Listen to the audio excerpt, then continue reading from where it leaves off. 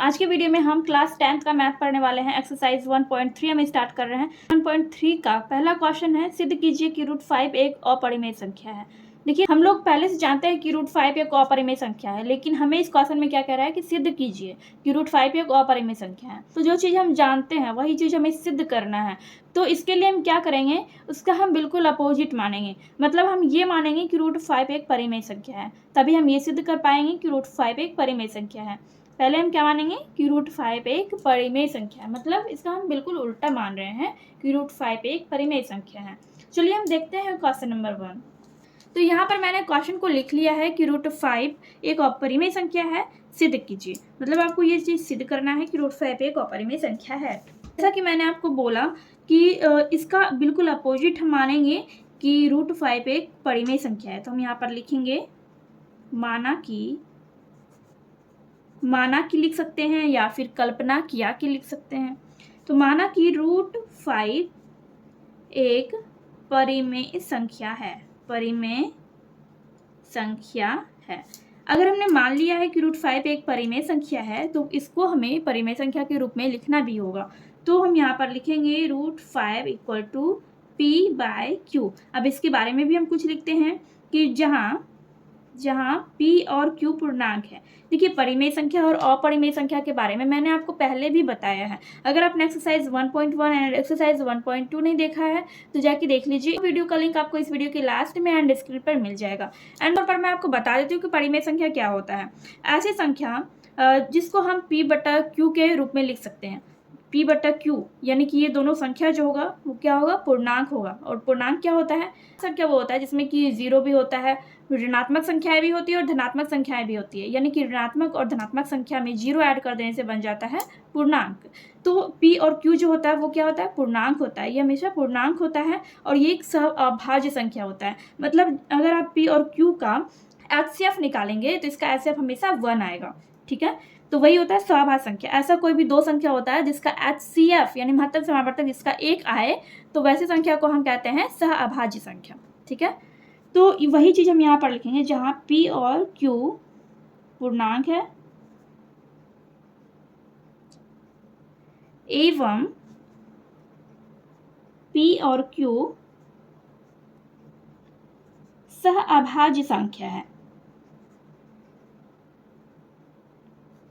ये चीज़ मैंने यहाँ पे लिख दिया कि जहाँ पर p और q क्या है, पूर्णांक, और यहाँ पर p और q सहअभाज्य संख्या। ये चीज़ मैंने आपको समझा भी दिया। यहाँ तक कोई दिक्कत नहीं है। अब आगे बढ़ते हैं। यहाँ पर देखिए √5, यहाँ पे √5 है, इसके नीचे कुछ भी नहीं है तो यहाँ पर हम 1 मान सकते हैं। अब क्या करेंगे, इसको इससे गुना करेंगे और इसको इससे गुना करेंगे। जब p को हम 1 से गुना करेंगे तो आपका कितना हो जाएगा, p हो जाएगा। और √5 को q से गुना करेंगे तो √5q हो जाएगा। ठीक है, तो इसको हम क्या करेंगे, इसमें हम दोनों तरफ वर्ग कर देंगे, यानी कि इस दोनों तरफ क्या करेंगे, स्क्वायर कर देंगे। दोनों तरफ वर्ग करने पर दोनों तरफ वर्ग करेंगे तो क्या हो जाएगा, तो ये इस तरह से हो जाएगा p² और इसका हो जाएगा √5q का स्क्वायर। इतना तो हमने कर दिया। अब यहाँ पर देखिए, यहाँ पर क्या होगा, p² है तो p² का p² ही रहेगा और √5q का स्क्वायर करेंगे, यानी कि √5q का मतलब क्या है कि √5 इंटू q है, यानी कि गुना है, √5 गुना q। और यहाँ पर फिर √5q इस तरह से है, √5q। तो √5 गुना √5 करेंगे तो कितना हो जाएगा, √25 हो जाएगा। और q को गुना करेंगे तो q² हो जाएगा, q² हो जाएगा। तो √25 का जब हम वर्गमूल निकालेंगे तो कितना हो जाएगा, 5 हो जाएगा। और ये q² तो है ही, तो ये q² हो जाएगा। q² कैसे हुआ, देखिए ये दोनों क्या है, ये दोनों पद है, चर पद है। तो जब हम पद का गुना करते हैं, पद का गुना जब हम पद से करते हैं तो उसका क्या हो जाता है, उसका जो पावर होता है वो जुट जाता है। ठीक है, ये पद एक जैसा है तो इसका पावर क्या हुआ, जुट गया, तो 5q² हो गया। ठीक है, इसलिए यहाँ पे क्या हो जाएगा, p² इक्वल टू 5q², ये हो गया। अब इसी को हम क्या मान लेंगे, इसको हम मान लेंगे इक्वेशन फर्स्ट, हम इसको मान लेंगे। फर्स्ट हमने इसको यहाँ पर मान लिया। अब इसमें एक चीज़ और ऐड करना है, इसको आपको समझना है कि देखिए p² जो है वो 5 से विभाजित होगा। देखिए यहाँ पर आप पहले लिखते हैं, यहाँ पी स्क्वायर 5 से विभाजित है और पी भी 5 से विभाजित है।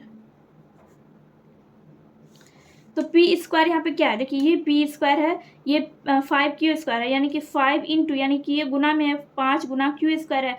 तो जब हम 5 को बराबर के इस साइड ले जाएंगे तो ये क्या बन जाएगा, भाग बन जाएगा। ये हो जाएगा पी स्क्वायर बटा 5, यानी कि पी स्क्वायर क्या हो रहा है, 5 से विभाजित हो रहा है। वही चीज़ मैंने यहाँ पर लिखा है।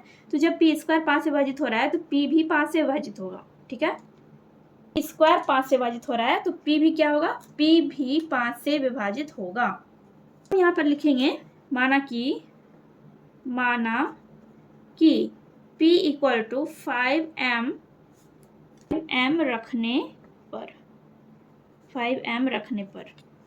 P इक्वल टू 5m हमने यहाँ पर क्यों रखा, देखिए यहाँ पे हम एक एग्जाम्पल लेके आपको समझाते हैं। ये हमने लिखा 10 बराबर 2 गुना 5, इस तरह से हमने रखा, या फिर 5 गुना 2 लिख देते, 5 गुना 2 इस तरह से हमने लिख दिया।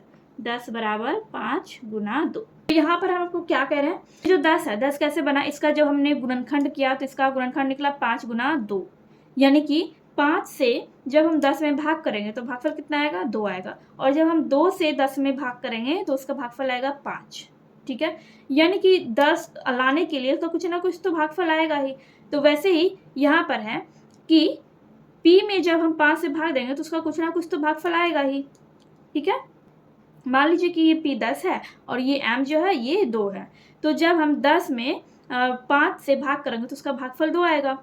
ठीक है, तो इसलिए हम यहाँ पे P इक्वल टू 5m ले रहे हैं। जब हमने P इक्वल टू 5m लिया तो यहाँ पर देखिए ये इक्वेशन फर्स्ट है। इक्वेशन फर्स्ट में हम P के जगह पे 5m रखेंगे। P के जगह पे हम क्या रखेंगे, P के जगह पे हम लिखेंगे 5m। तो यहाँ पर हम लिखेंगे 5m, स्क्वायर इसमें लगा है तो स्क्वायर इसमें भी लगा देंगे, और 5q स्क्वायर इधर है तो यहाँ पर लिखेंगे 5q स्क्वायर। ठीक है, इतना कोई दिक्कत नहीं है यहाँ तक। ये 5m स्क्वायर है, इसको हम क्या करेंगे, इसका हम स्क्वायर करेंगे। अब जैसे कि यहाँ पर p स्क्वायर था तो p के जगह पे हमने 5m रखा और उसका हमने स्क्वायर किया, तो जब हम इसका स्क्वायर करेंगे तो यहाँ पे हो जाएगा 25m स्क्वायर हो जाएगा, और ये हो जाएगा आपका 5q स्क्वायर। तो 5 से हम इसको कटा देंगे 25 को, यहाँ पे हो जाएगा 5, तो इधर क्या बच गया 5m square equal to q square. इसी को हम सीधा करके लिख लेंगे, q स्क्वायर बच गया आपका, q square equal to 5m square, ये हो गया। तो अब यहाँ पर देखिए q स्क्वायर को 5 विभाजित कर रहा है, वैसे ही जैसे कि p स्क्वायर को जैसे 5 विभाजित कर रहा था वैसे ही q स्क्वायर को 5 विभाजित कर रहा है। ठीक है, तो यहाँ पर हम लिखेंगे q स्क्वायर को 5 विभाजित कर रहा है तो q को भी 5 विभाजित करेगा, 5 विभाजित करेगा। ठीक है, कोई दिक्कत नहीं यहाँ पे आपको। जैसे कि p स्क्वायर को 5 विभाजित कर रहा था वैसे ही यहाँ पर q स्क्वायर को भी 5 विभाजित कर रहा है। ठीक है, देखिए ये q स्क्वायर है, ये 5 गुना m स्क्वायर, ये गुना में है, इसको हम बराबर के इस साइड लाएंगे तो q स्क्वायर बटा 5 हो जाएगा। ठीक है, ये हो जाएगा q स्क्वायर बटा 5, यानी कि 5 जो है वो q स्क्वायर को विभाजित कर रहा है। ठीक है, तो यहाँ तो कोई दिक्कत नहीं है। अब हम क्या करेंगे, अब हम लिखेंगे समीकरण, यानी इक्वेशन। समीकरण को ही इंग्लिश में इक्वेशन कहते हैं। तो समीकरण फर्स्ट और समीकरण सेकंड। समीकरण सेकंड मैंने आपको बताया नहीं, समीकरण सेकंड आपका ये वाला हो जाता है, ये आपका इक्वेशन सेकंड हो जाता है। इक्वेशन सेकंड, समीकरण सेकंड ये हो गया, और समीकरण फर्स्ट। तो समीकरण फर्स्ट और समीकरण सेकंड में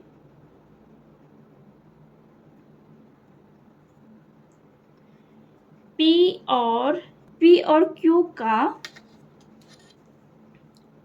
मौसो, यानी कि इसका HCF जो है वो 1 नहीं है। समीकरण फर्स्ट और समीकरण सेकंड में P और Q का HCF जो है वो 1 नहीं आ रहा है।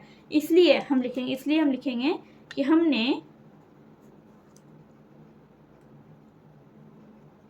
गलत कल्पना किया था। हमने गलत कल्पना किया था कि √5 एक परिमेय संख्या है।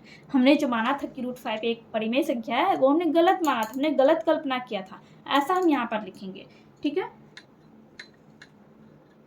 इसलिए √5 एक अपरिमेय संख्या है। ये आपका हो गया प्रूफ। ये आपका प्रूफ हो गया कि √5 एक अपरिमेय संख्या। यही चीज हमें प्रूफ करना था। यहाँ पर आपका क्वेश्चन नंबर 1 सॉल्व हो चुका है। इस तरह से आपको क्वेश्चन नंबर 1 अच्छी तरह से समझ में आ गया होगा। अगर क्वेश्चन पूरी तरह से अच्छी तरह से समझ में आया है तो प्लीज़ वीडियो को लाइक कीजिए। चैनल पर नए हैं तो चैनल को सब्सक्राइब कर दीजिए। एंड चलिए हम देखते हैं नेक्स्ट क्वेश्चन। क्वेश्चन नंबर 2 में है, सिद्ध कीजिए कि 3 + 2√5 एक अपरिमेय संख्या है। तो इसमें भी हमें बिल्कुल क्वेश्चन नंबर 1 की तरह करना है। तो हमने इसमें माना था क्वेश्चन नंबर 1 में कि √5 एक परिमेय संख्या है, वैसे ही क्वेश्चन नंबर 2 में भी हमें मानना है कि 3 + 2√5 एक परिमेय संख्या है। चलिए देखते हैं क्वेश्चन नंबर 2। हमने यहाँ पर क्या किया है कि हमने मान लिया है कि 3 + 2√5 एक परिमेय संख्या है। यहाँ पे हमने लिखा है, माना कि 3 + 2√5 एक परिमेय संख्या है। ठीक है, तो इसलिए 3 + 2√5 = p/q। जब हमने इसको परिमेय संख्या माना है तो इसको हम परिमेय संख्या के रूप में लिखेंगे। तो परिमेय संख्या यही होता है, परिमेय संख्या p/q के रूप में होता है। ठीक है, अब देखिए 2√5, ये 2√5 इसको हम इतने से हम यहाँ पे मतलब इसको हम यहाँ पर ही रहने देंगे। 2√5 को हम बस यहीं पर रहने देंगे। pq भी अपने जगह पे रहेगा, जहाँ पर वो है वही रहेगा। ये जो 3 है, 3 को हम बराबर के इस साइड लाएंगे तो यहाँ पर ये 3 प्लस में है तो इधर आएगा तो ये माइनस में बन गया। ठीक है, अब देखिए इसलिए √5, अब √5 अपने जगह पे रहेगा। p/q - 3 ये भी अपने ही जगह पे रहेगा। ये जो है 2, ये अभी यहाँ पर गुना में है, ये इंटू में यानी गुना में है, तो बराबर के इस साइड जब इसको हम लाएंगे तो ये भाग में बन जाएगा। तो ये यहाँ पर भाग में बन के आया है। ठीक है, तो √5 = p/q - 3/2 = p/q। अब ऐसा हमने क्यों लिखा? देखिए क्योंकि हमने 3 + 2√5 को एक परिमेय संख्या माना है, तो √5 क्या हो गया? √5 = p/q - 3। ये तो सॉल्व करके आया है इतना कि √5 बराबर इतना आया, और ये किसके बराबर? ये परिमेय संख्या के बराबर है। लेकिन हम लोग जानते हैं कि √5 एक अपरिमेय संख्या है। ये तो हमें पहले से पता है कि √5 क्या है? एक अपरिमेय संख्या है। तो यहाँ पर ये अपरिमेय संख्या है, ये परिमेय संख्या है, तो अपरिमेय संख्या और परिमेय संख्या तो बराबर नहीं हो सकता।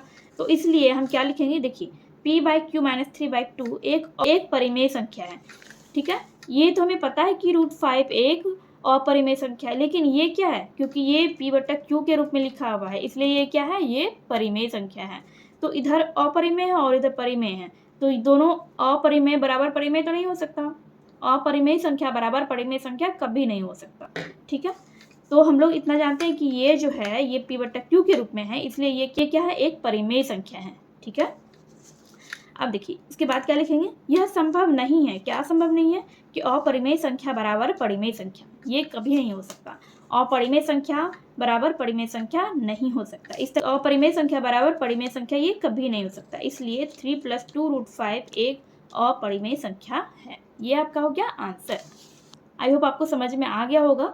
देखिए ये 5 जो है √5 ये हो गया आपका अपरिमेय संख्या। ठीक है, समझिए इसको, ये आपका अपरिमेय संख्या हो गया, लेकिन ये जो है इतना भाग ये आपका p/q के रूप में लिखा हुआ है, और जो p/q के रूप में रहता है वो क्या होता है? परिमेय संख्या होता है। तो ये क्या है आपका? ये पूरा का पूरा क्या है? ये परिमेय संख्या है।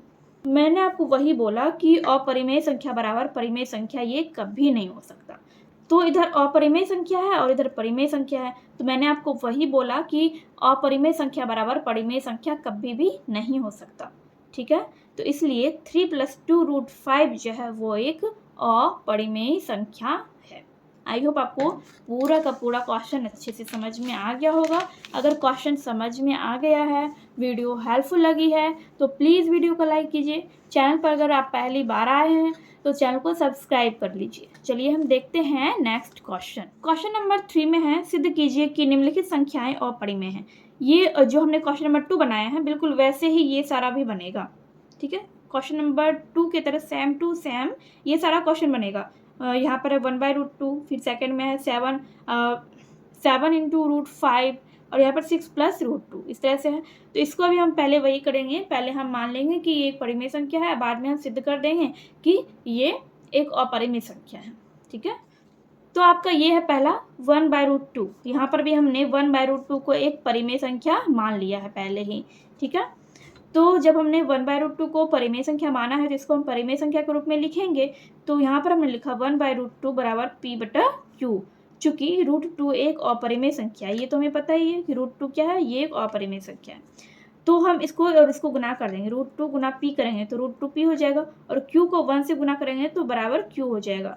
ठीक है, तो Q/P ये क्या है, ये एक परिमेय संख्या है। ठीक है, इसको जब हम सॉल्व करेंगे, देखिए √2 इधर ही रह जाएगा और ये Q भी इधर ही रह जाएगा। P जो है बराबर के इस साइड आएगा तो ये नीचे आ जाएगा। तो वही मैंने लिखा, ये Q/P जो है ये क्या है, एक परिमेय संख्या है। ठीक है, लेकिन अब यहाँ पर देखिए, अब यहाँ पर क्या हो रहा है, ये जो है √2, ये तो हमें पता है कि √2 एक अपरिमेय संख्या है, लेकिन Q/P क्या है, ये एक परिमेय संख्या है। तो अपरिमेय संख्या बराबर परिमेय संख्या ये कभी नहीं हो सकता। तो वही चीज़ हमने यहाँ पर लिखा है, इसलिए अपरिमेय संख्या बराबर नहीं हो सकता परिमेय संख्या। अपरिमेय संख्या और परिमेय संख्या ये कभी भी बराबर नहीं हो सकता, इसलिए 1/√2 एक अपरिमेय संख्या है। ठीक है, इसलिए 1/√2 एक अपरिमेय संख्या है। ये हो गया आपका प्रूफ, ये हमें सिद्ध करना था। ठीक है, यहाँ पर मैंने लिखा है कि 1/√2 एक अपरिमेय संख्या है।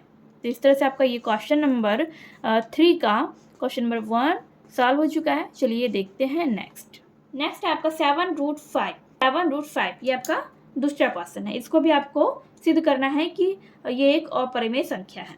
तो इसको भी हमने वैसे ही मान लिया है कि माना कि 7√5 एक परिमेय संख्या है। तो 7 इंटू √5 जो है, ये इसको हमने P/Q के रूप में लिखा इस तरह से, क्योंकि हमने इसको परिमेय संख्या माना है, तो इसलिए हम इसको हम P/Q के रूप में लिखेंगे। ठीक है, तो √5 जो है वो अपने जगह पे रहेगा, P/Q भी अपने ही जगह पे रहेगा, और ये जो 7 है ये अभी गुना में है और बराबर के इस साइड आएगा तो ये यहाँ पे आ जाएगा गुना 7, यानी कि ये भाग में आ जाएगा, तो Q गुना 7 हो गया। ठीक है, तो इसी को हमने यहाँ पर लिखा है, √5 का √5 रह गया, और P यहाँ पे P है तो P ऊपर ही रह गया, और Q को हमने 7 से मल्टीप्लाई किया तो 7Q आ गया। ठीक है, अब यहाँ पे हम लिखेंगे, चूंकि √5 एक अपरिमेय संख्या, अब ये जो है ये क्या है, ये एक अपरिमेय संख्या है। √5 क्या है, एक अपरिमेय संख्या है, और ये क्या है, ये जो है यानी कि ये आपका अपरिमेय है और ये है आपका परिमेय संख्या। ये आपका अपरिमेय, ये आपका अपरिमेय संख्या है, अपरिमेय संख्या है, और ये है आपका परिमेय संख्या। तो अपरिमेय संख्या कभी भी परिमेय संख्या के बराबर नहीं हो सकता। तो यहाँ पर हम लिखेंगे, चूंकि √5 एक अपरिमेय संख्या है और P/7Q एक परिमेय संख्या, ये क्या एक अपरिमेय संख्या है और ये है एक परिमेय संख्या, इसलिए अपरिमेय संख्या बराबर नहीं हो सकता परिमेय संख्या की। अपरिमेय संख्या और परिमेय संख्या आपस में बराबर नहीं हो सकता, इसलिए 7√5 एक अपरिमेय संख्या है। ये हो गया आपका आंसर क्वेश्चन नंबर 2 का। ठीक है, तो इस तरह से आपका ये क्वेश्चन नंबर 2 यहाँ पे कंप्लीट हो गया है, एंड आई होप आपको समझ में आ गया होगा। एंड चलिए हम देखते हैं इस एक्सरसाइज का लास्ट क्वेश्चन। तो क्वेश्चन नंबर 3 का लास्ट क्वेश्चन है 6 + √2। इसको भी आपको प्रूफ करना है कि ये एक अपरिमेय संख्या है। तो मुझे ऐसा लगता है कि अब आप लोग इसको सॉल्व कर लेंगे, वैसे मैंने आपको यहाँ पर बता दिया है, देख लीजिए। देखिए, किसी भी एक्सरसाइज को आप यूट्यूब से देखते हैं या फिर कहीं से भी आप देखते हैं, तो उसको देखने के बाद खुद से उसको रिवाइज कीजिए, खुद से उस एक्सरसाइज को सॉल्व कीजिए, बार बार उसका रिवीजन कीजिए, जिससे आपका मैथ स्ट्रांग होगा। और मैथ जो है वो रिवीजन का ही चीज़ है, जब तक आप उसका जितना रिवीजन करेंगे आपका मैथ जो है वो उतना स्ट्रांग होगा, उतना ही अच्छा होगा। ठीक है, तो 6 + √2 इसको हमें अपरिमेय संख्या सिद्ध करना है। तो इसके लिए हम मान लेंगे कि माना कि 6 + √2 एक परिमेय संख्या है, इसका अपोजिट हमने मान लिया, फिर हमने वही किया जो हम बाकी के सारे क्वेश्चन में करते आ रहे हैं। तो इसलिए 6 + √2 बराबर P/Q। ठीक है, अब √2 जो है वो अपनी जगह पे रहेगा, P/Q भी अपनी जगह पे रहेगा, और ये 6 जो है ये इस साइड आ जाएगा, बराबर के इस साइड आएगा, तो ये माइनस में बन जाएगा। क्यों माइनस में आया, क्योंकि ये यहाँ पे प्लस में था और बराबर के इस साइड आने पर ये -6 हो गया। अब इतना तो हमें पता ही है कि √2 एक अपरिमेय संख्या है और ये जो है ये आपका बटा के रूप में है, इसलिए ये परिमेय संख्या है। तो अपरिमेय संख्या कभी भी परिमेय संख्या के बराबर नहीं हो सकता, तो इसलिए 6 + √2 एक अपरिमेय संख्या है। ये सारे बहुत ही आसान से क्वेश्चन थे एंड आई होप आपको बहुत ही अच्छी तरह से समझ में आ गया होगा। वीडियो अगर आपको थोड़ी सी भी हेल्पफुल लगी तो प्लीज़ वीडियो को लाइक कीजिए एंड चैनल पर नए हैं तो चैनल को सब्सक्राइब कीजिए एंड इस वीडियो को अपने दोस्तों के साथ जरूर शेयर कीजिए। चलिए हम मिलते हैं नेक्स्ट वीडियो में।